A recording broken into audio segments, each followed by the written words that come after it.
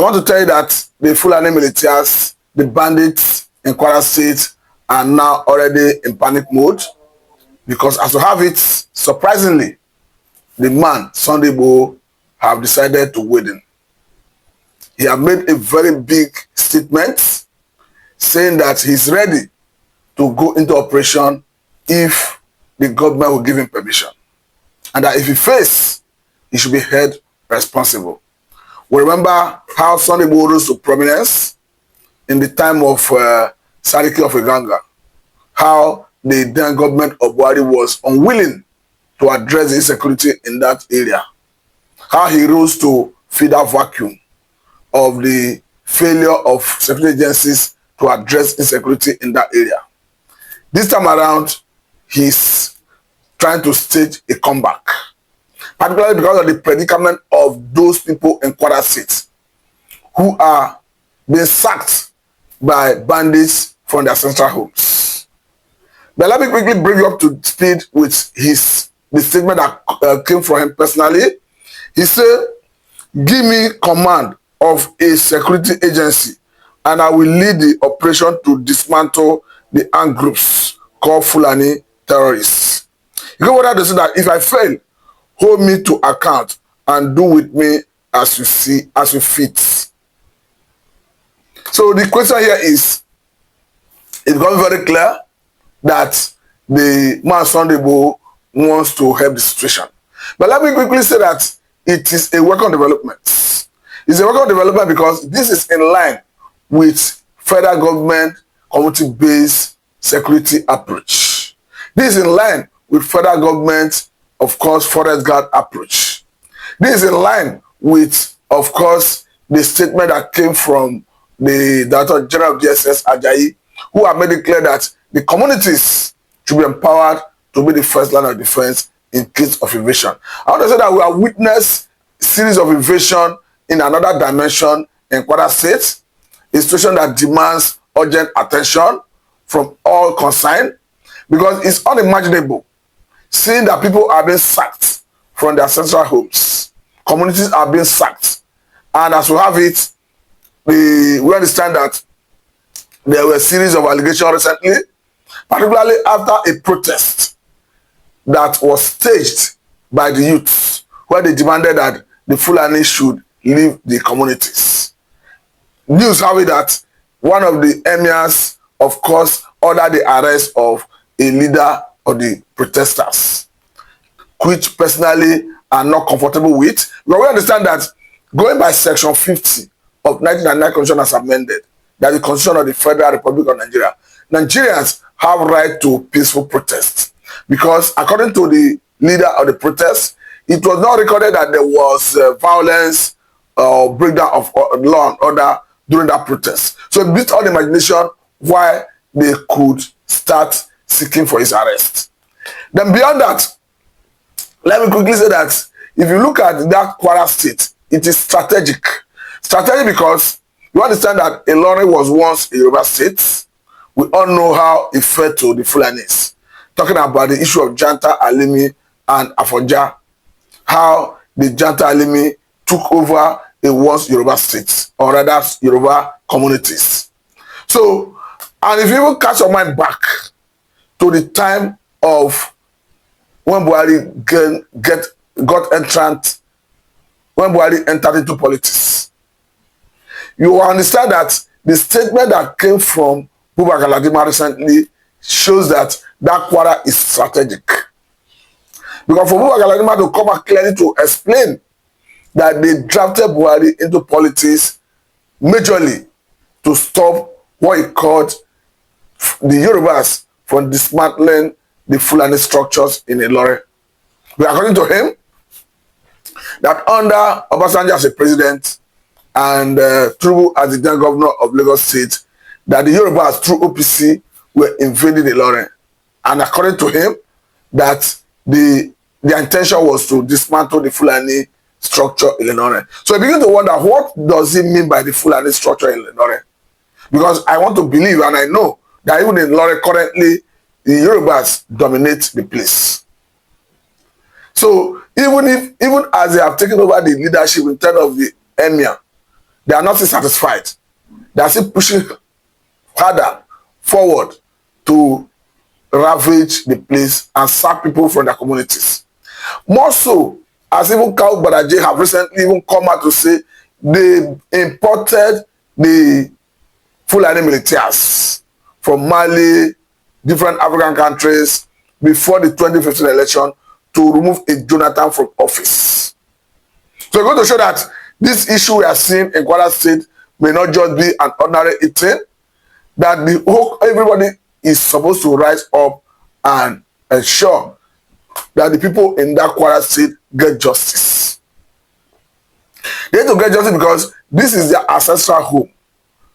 They don't have any other place to go to. And as to speak, many of them are already being sacked from their communities. I must say that the governor of the state, as a matter of urgency and necessity, must rise to the occasion and with a speed of light, key into this federal government's approach of forest guard. But I want to believe that once the forest guard are in place, certainly the locals will be enlisted into it. And we understand that the locals are the ones that have the actionable intelligence that needed to fight all this insecurity. More so, as recently we have seen the arresting of Fulani militias in their large numbers in Kwara State. Could that be the reason the Fulani militias have come in their numbers to even the same Kwara State to start attacking people? That is why the government that have the responsibility to protect life and property must rise to the occasion to address this insecurity. Because as far as I'm concerned, life is sacrosanct and life must be protected. Properties must be protected. Because in the manner we are seeing it being wasted, I must say is unacceptable. Because personally, I've been a strong advocate that the communities, or rather the governors, should not just be going by the name of the governors and the chief security officer of their respective states. Rather, that they should be given some level of security power to parade. And I want to believe that this issue of forest guard has come to give them that opportunity. So the question is, why is it that these states that are experiencing serious level of insecurity occasioned by Fulani militias are not keen into this approach of forest guard? Talking about states like even this Kwara, Zamfara, Katsina, Benue, Plateau. So it beats all imagination why they are not jumping at it. Because for me, it's the way to go. Because life and property of the people must be protected. It is unacceptable to have Fulani militias sacking people in their homes because, number one, the government is already aware that this is a very formidable force. Going by, of course, the information that came from Global Terrorism Index that says the Fulani militias of Nigerian extraction is the fourth most dangerous terrorist organization in the world. These are people that have what it takes to attack a sitting governor. Talking about Samuel Otom as the governor of Benue State. We had a situation where they attacked him. And before you know it, they came out to say the Fulani nationality movement that they did it. That the governor was lucky, but that next time he will not be lucky. So to that extent, the government should know that they are dealing with a very formidable force that needs the might of federal government to deal with. Yes. But for me, these are people who do not deserve mercy. These are people that should face the wrath of the law, the wrath of the armed forces.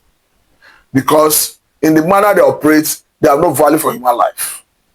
We clearly see how they disallow people in different places where they operate. We clearly see how they disallow people in places like Zamfara, Katsina, Benue, Taraba, Plateau.